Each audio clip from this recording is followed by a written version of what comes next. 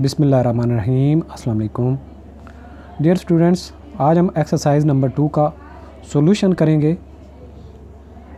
तो सॉल्यूशन करना है हमने, जो आपके लिए होमवर्क था, आज हम उनको उर्दू में जो फ़िक्रात दिए थे उनको इंग्लिश में बदलने की कोशिश करेंगे। तो सबसे पहला फ़िक्रा था, हमारे बाग में बहुत से आम के दरख्त हैं। There are many mango trees in our garden.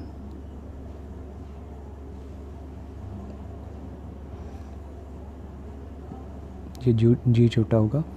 There are many mango trees in our garden। अगर ये हो जाए फ़िक्रा, हमारे बाग में बहुत से आम के दरख्त थे, तो बन जाएगा There were many mango trees in our garden। दूसरा फ़िक्रा है, हाल में कितने उम्मीदवार थे। तो सवाल किया जा रहा है, कितने से सवाल करना हो कि कितने की बात हो, हाउ मैनी इसका इस्तेमाल होता है। How many candidates were in the hall, तो देर का इस्तेमाल भी होगा। How many candidates were there in the hall. तो सवालिया निशान एंड पे होगा क्योंकि सवाल किया जा रहा है। तीसरा फ़िक्रा होगा, दफ्तर में चपरासी क्यों नहीं था। तो यहाँ पे वाई का यूज़ हम सीखेंगे। तो एक और, दफ्तर में चपरासी क्यों नहीं, तो इट्स मीन कि ना तो था ना है। तो लेकिन यहाँ से मीनिंग हमें समझ आता है कि ये प्रेजेंट की बात हो रही है। तो जब प्रेजेंट हो, वाई का हम यूज़ करें, वाई। तो चपरासी क्या है, पीएन एक अकेला है। Why is there no PN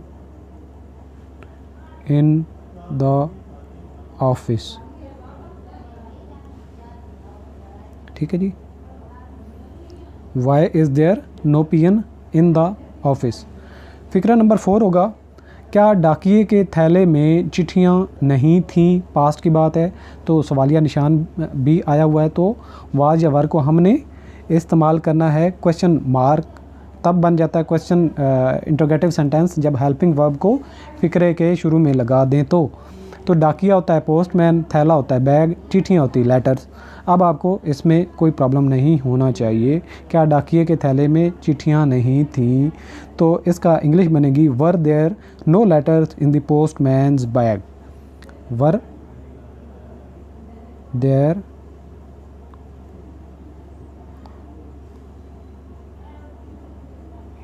no letters in the postman's bag। तो सवालिया निशान चूँकि हेल्पिंग वर्ब शुरू में लगा तो क्वेश्चन इंट्रोगेटिव साइन आएगा। 5वें नंबर पे फ़िक्रा है, क्या जग में थोड़ा सा दूध है। तो प्रेजेंट की बात है। तो प्रेजेंट सेंटेंस को जब आप हेल्पिंग वर्ब से बदलने की कोशिश करते हैं तो फिर क्या होता है, तो जग अकेला है तो जग के साथ इज़ का इस्तेमाल होगा। Is there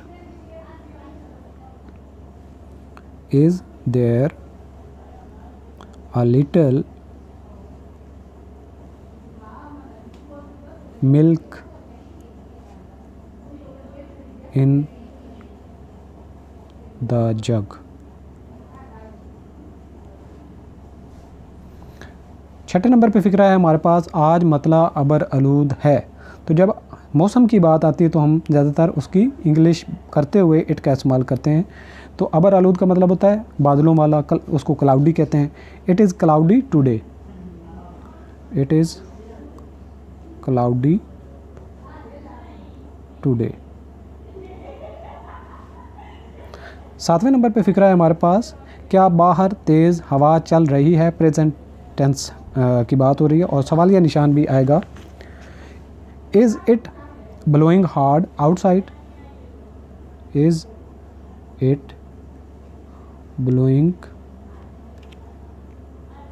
hard outside.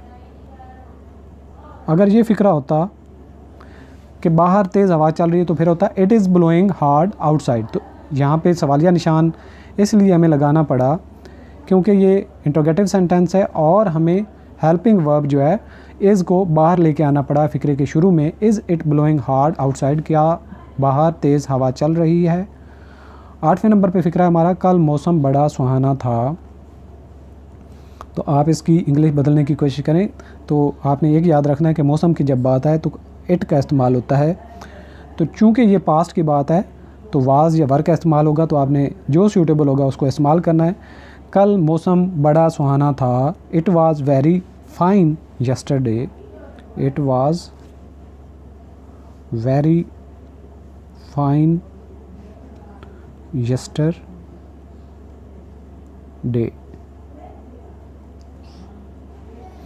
उसके बाद 9वां फ़िक्रा है हमारे पास, पर्चा हल करने में तकरीबन 3 घंटे लगेंगे। तो फ्यूचर की बात है। तो it will take about 3 hours to solve the paper. It will take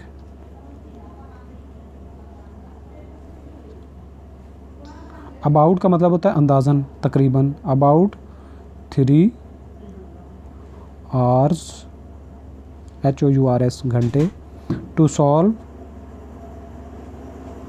the paper. 10वें नंबर पे हमारे पास फ़िक्रा है जिसको हमने ट्रांसलेट करना है। अब क्या हो जब चिड़ियाँ चुगें खेत, जैसे कि मैंने आपको पहले बताया था। ये फ्रेज़ है, आपने सीधा सीधा इसको रट्टा लगाना है। It is useless to cry over spilled milk. It is useless यानी कि कोई फ़ायदा नहीं है, टू क्राई चीखने का, ओवर स्पिल्ड मिल्क यानी कि जब दूध ख़राब हो जाए तो कोई फ़ायदा नहीं है कि मुझे यहाँ रखना चाहिए था, मुझे गर्म करना चाहिए था, ठंडे में दही लगाना चाहिए था। तो कोई फ़ायदा नहीं जब ख़राब हो चुका है। तो it is useless to cry over spilled milk. तो इस तरीके से फ्रेजेस आप याद रखते जाएं, रट्टा लगाते जाएं ताकि आपको आसानी रहे। ये सफ़ेद झूठ है तो आपका पता चलेगा आपने कितना है कि इसको ठीक किया। It is a white lie. It is a white lie, LIE, झूठ। ये सफ़ेद झूठ है। इट इज़ अ वाइट लाई। 12वां फ़िक्रा है, मेरा ही भाई था जिसने इनाम हासिल किया। तो इसको आपने जब फोकस करना हो, एम्फिसाइज़ करना हो, तो it was my brother who got the prize. It was my brother who got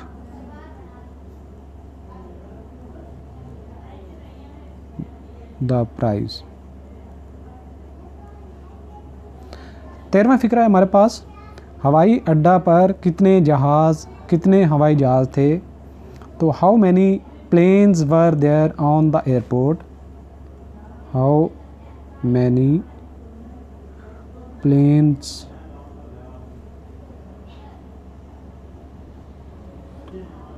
were there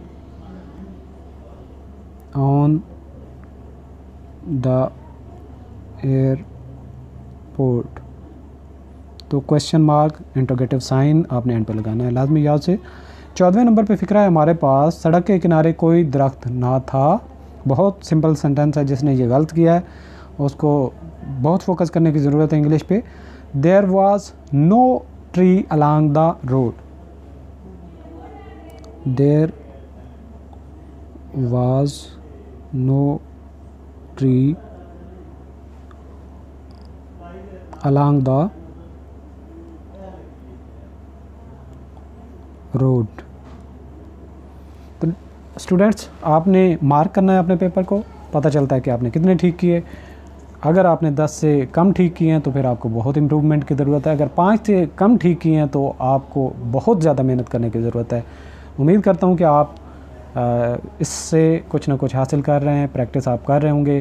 practice नहीं करेंगे तो कोई फ़ायदा नहीं होगा। जितनी ज़्यादा प्रैक्टिस करेंगे उतनी ही ग्रिप आपकी इंग्लिश पे बनती जाएगी। तो मैं बार बार आपको रिपीट भी कर रहा हूँ और रिपीट करता भी रहूँगा। तो आपने शॉर्टकट नहीं लगाने, आपने आपको एंगेज करना है इंग्लिश लर्निंग में, तो इंशाल्लाह आपकी इंग्लिश बेहतर होना शुरू हो जाएगी। Thank you for watching. अल्लाह हाफ़िज़।